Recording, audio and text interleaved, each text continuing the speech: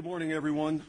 My name is Akil Davis, Assistant Director in Charge of FBI Los Angeles. I'm going to announce our speakers in order. It will be First Assistant United States Attorney Bill Asaley, myself, then Chief of Police Jim McDonald, Sheriff Robert Luna, and then Chief of Police for Palm Springs Police Department. So without further, I'm going to turn over to the United States Attorney. Thank you. Thank you. Good morning, everyone. I'm Bill Asaley. I'm the head of the U.S. Attorney's Office for the Central District of California. Over the weekend, my office, along with the FBI, arrested members of a far-left, anti-government domestic terror cell who self-identify as the Turtle Island Liberation Front. The individuals were arrested on Friday, December 12th, when the group attempted to construct and detonate IEDs out in the desert. In addition to the arrests, we executed several search warrants throughout the nation. I want to thank our partners at the U.S. Attorney's Office for the Western District of Louisiana, U.S. Attorney Zach Keller, and the U.S. Attorney for the District of Massachusetts, Lee Foley, for providing valuable assistance over the weekend with a very complex and coordinated search warrants that were done. The charges we are announcing today stem from the defendants and their co-conspirators' detailed coordinated plot to bomb multiple U.S. companies on New Year's Eve. Thankfully, that plot has now been foiled thanks to the hard work of the FBI and the Department of Justice.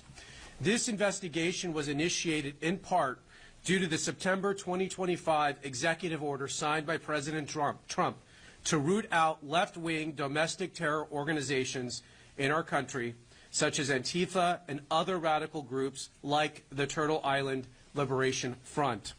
As the President made clear, recent attacks across the country have highlighted the grave threats posed by these far-left domestic terror groups. These threats are sophisticated, organized campaigns of targeted intimidation, radicalization, threats, and violence designed to silence opposing speech, limit political activity, and direct policy outcomes and prevent the proper functioning of a democratic society. In direct response to the President's order, the Attorney General issued a memo to our offices implementing and mobilizing federal law enforcement to prioritize and counter domestic terrorism and political violence investigations. As a result of those directives, we built this case. Both my office and the FBI have invested substantial resources into investigating and charging these organizations. And if anyone does not believe that members of these groups are organized, sophisticated, and extremely violent, let me tell you about the plot in this case. The four defendants are Audrey Carroll, 30 years old. The pictures, I think we have them somewhere. We'll put them up here. Audrey Carroll, 30 years old. Zachary Aaron Page, 32. Dante Gaffield, 24. And Tina Lay, 41. Each from the Los Angeles area. Each is charged with conspiracy and possession of an unregistered destructive device in violation of Title 26, United States Code Section 5861D. We intend to file additional charges in the coming weeks as we finish reviewing the evidence. The defendants are all radical anti-government members of the Turtle Island Liberation Front, which, according to their own social media, is an anti-capitalist, anti-government movement that calls for their associates to rise up and fight back against capitalism. One of the leaders of the organization, defendant Audrey Carroll, helped organize an even more radical faction of the group called the Order of the Black Lotus. Each of the defendants charged today was also a member of the Order of the Black Lotus. Carroll described this group to her co-conspirators as everything radical.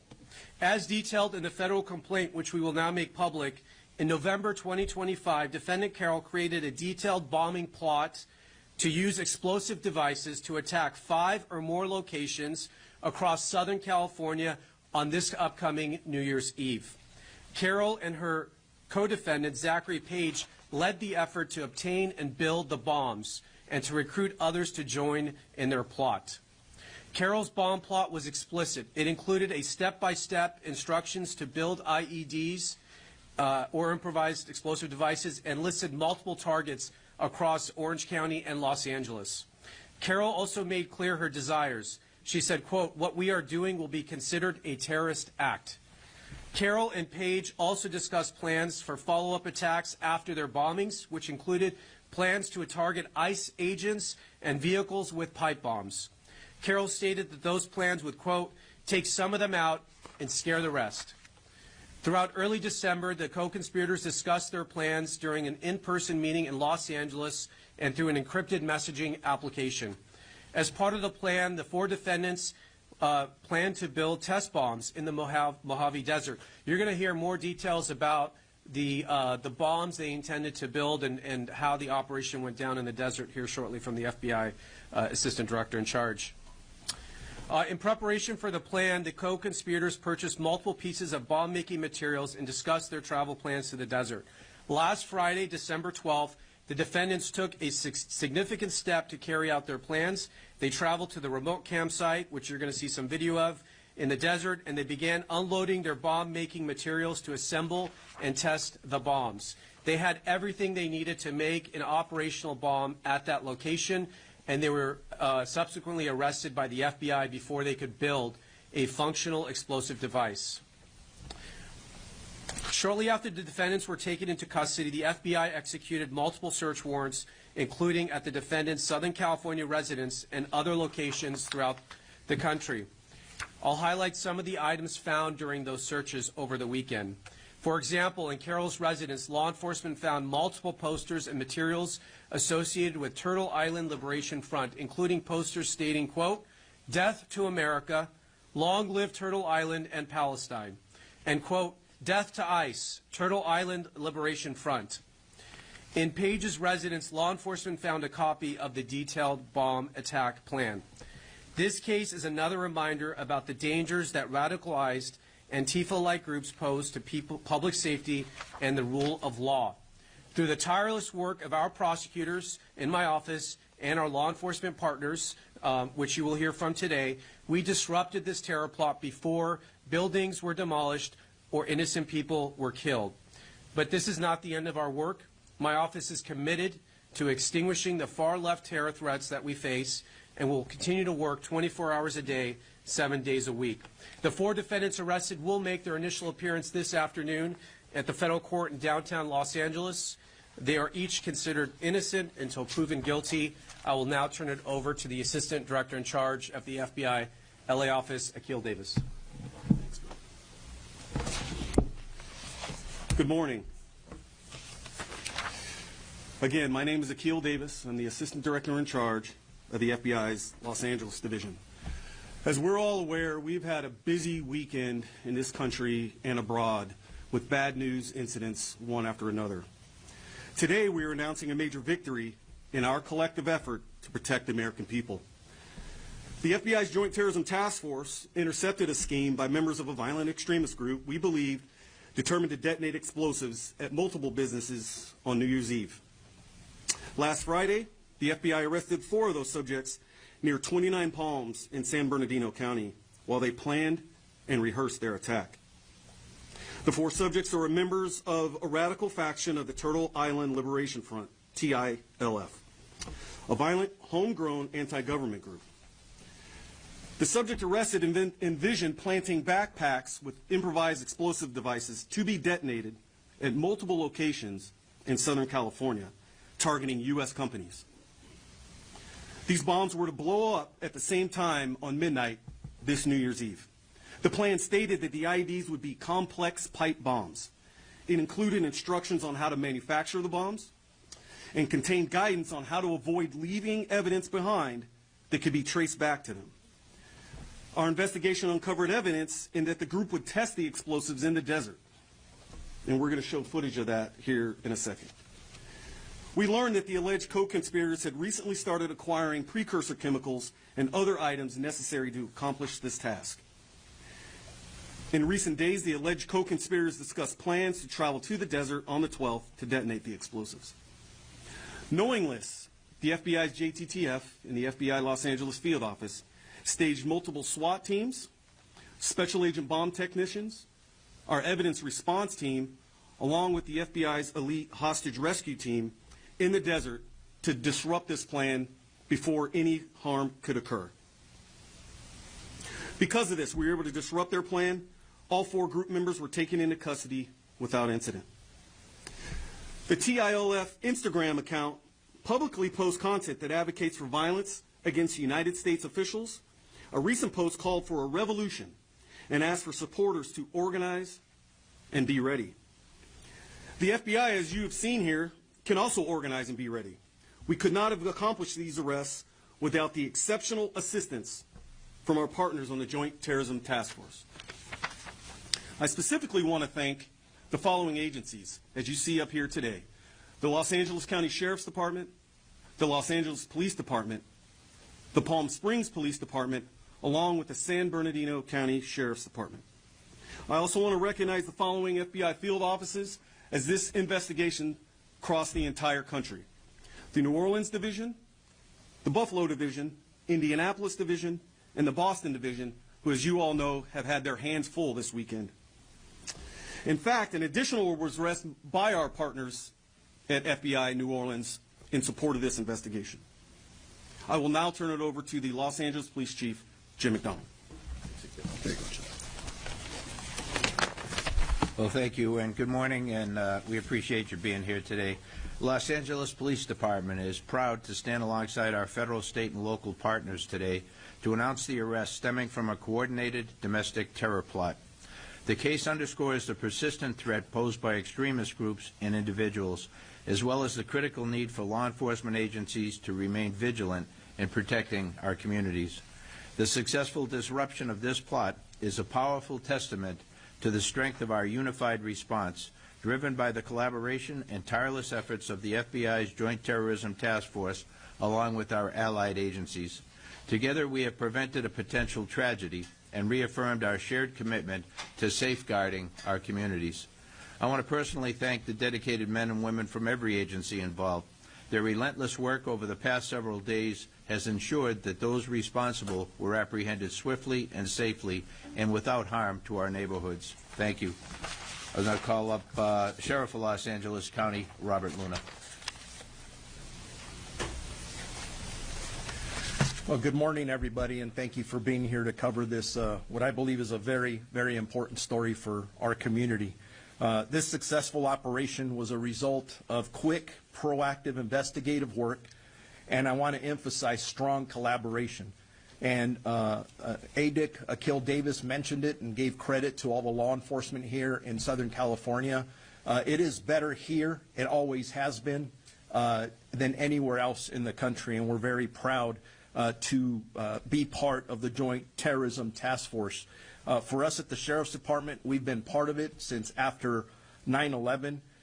Their ability to share intelligence across multiple agencies, investigating threats like this one, is second to none anywhere else. The way we coordinate with partner agencies and act quickly was critical to the success of this operation. And like I said before, there's no other area like here in LA County with our partnership that has been here for years with the FBI and LAPD and the other law enforcement agencies around us.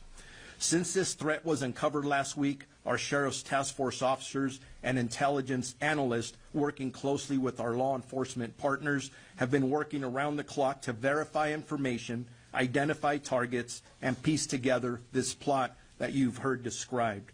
Their strong investigative efforts, sharp situational awareness, and rapid response ensured that this threat was stopped before it ever had a chance to be carried out.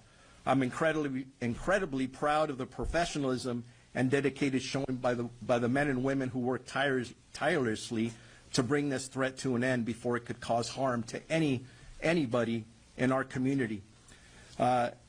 To our community, I know hearing about these incidents like this can be unsettling, especially in the light of the recent Brown University mass shooting and the Sydney, Australia terrorist attack.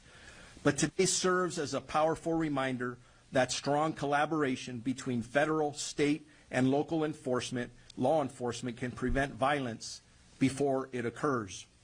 As we enter the holiday season, a time when families and friends come together across traditions, cultures, and beliefs, this incident is a stark reminder of the importance of vigilance and to be prepared at all times. vigils whose goal is to divide us, to instill fear, and to target the very diversity that makes our country strong.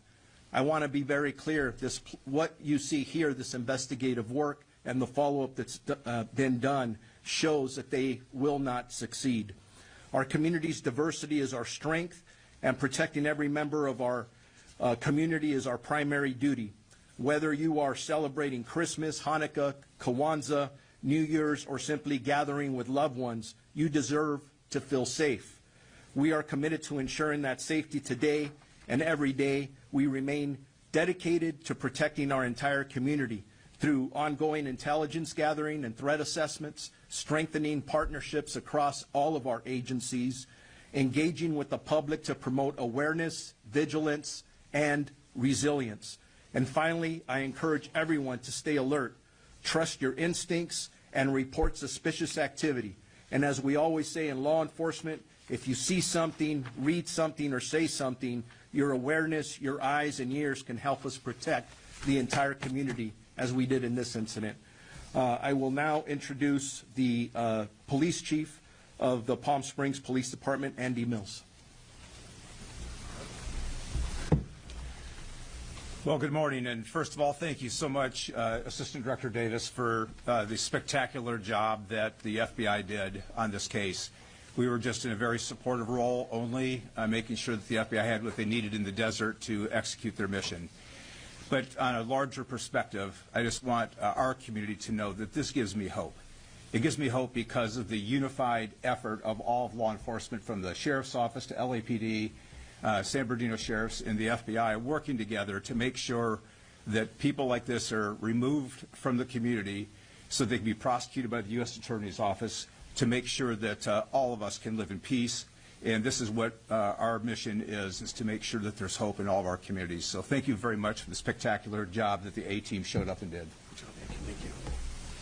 Yeah, I just want to reiterate that obviously there's some disagreements amongst our agencies over things like immigration enforcement, but when it comes to other areas of law enforcement where it matters to keep the public safe, whether that's protecting the girls on Figueroa Street or the Palm Springs investigation, there is no gap in the cooperation between the federal government and local government, and we do thank the sheriff, the police chiefs for your valuable assistance. It would be very difficult for us to do a lot of what we do without their assistance, so I do want to thank you, each and every one of you.